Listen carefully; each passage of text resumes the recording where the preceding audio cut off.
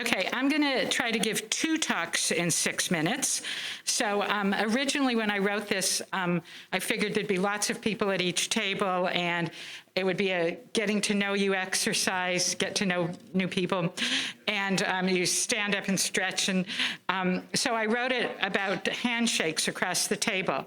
That was in January 2020. In February, I changed it to fist bumps. In March, I changed it to elbow bumps, and then the conference got canceled.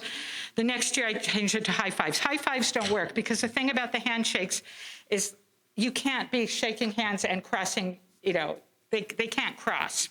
So it's hard to tell if high fives cross, so we'll just have to think about it. So imagine we've got 8 people at a table, and they're going to be doing 4 simultaneous handshakes. And the question is, how many ways can this be done? So basically, let's call CN the number of ways N couples can do N non-crossing handshakes. And where's the mouse? I can't, okay, so C4 is what we want. So if you're this red person at the bottom in that first diagram, you can shake with the purple person on the left. That leaves 3 couples, so they can obviously do it C3 ways, whatever that is.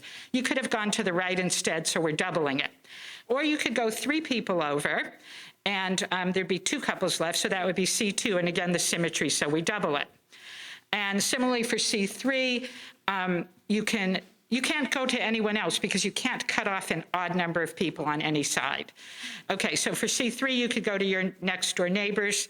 So that leaves 2 couples, which is C2, double it, and then there's one way to just shake across, and the 2 couples on your left and right have only one thing to do. And C2 is obviously 2. If there's 2 couples, you can shake with the person on the left or the person on the right, not across. So that means that C3 equals 5, and C4 equals, dun, dun, dun, dun, 14. So these, now probably if you were doing this exercise and getting to know each other, you wouldn't say, let's recurse. Okay, I'm done, you guys go do this. No, you'd probably start doing constructions. So I call this one on the left, I'm not seeing the, oh, there it is. I call this the square dance construction. I call this the line dance. And this one up here, I call the non-dance. So you can rotate them one person, tau over 8 rotation, until it repeats. So there's 2 versions of this, 4 rotations of this, and 8 rotations of that, and 2 plus 4 plus 8 is 14. So these are the Catalan numbers, and you'll hear lots more about them. Okay, I wrote starting with the very next talk, but the schedule's been changed. So anyway, so C4 is this 14, C3 is the 5, and all that. I just want to say a couple of things about them in general. They were named by someone in 1968, but if you look at this citation graph here, they didn't start being cited a lot until the middle of 1975. Coincidentally, that is when Martin Gardner wrote about them in Mathematical Games. And the second thing I want to say is that this handshake and other formulations of them are all in the Book of Numbers by John Conway and Richard Guy.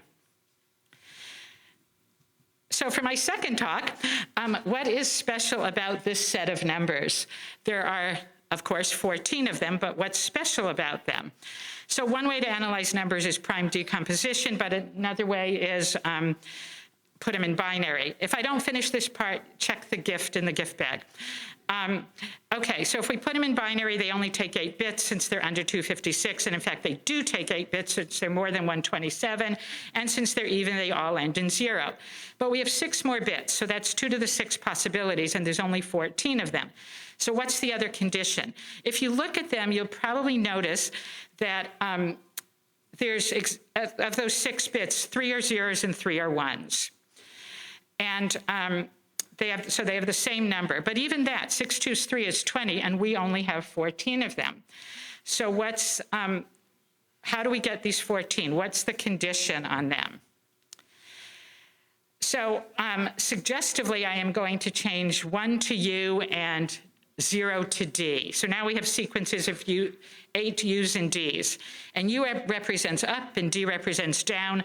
So we can draw pictures of these. The one on the top is up, down, up, down, up, down, up, down. The penultimate one in red is up, up, up, down, down, down.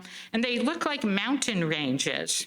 So notice everything that goes up comes down. What goes up must come down, but you can't go down below land, right?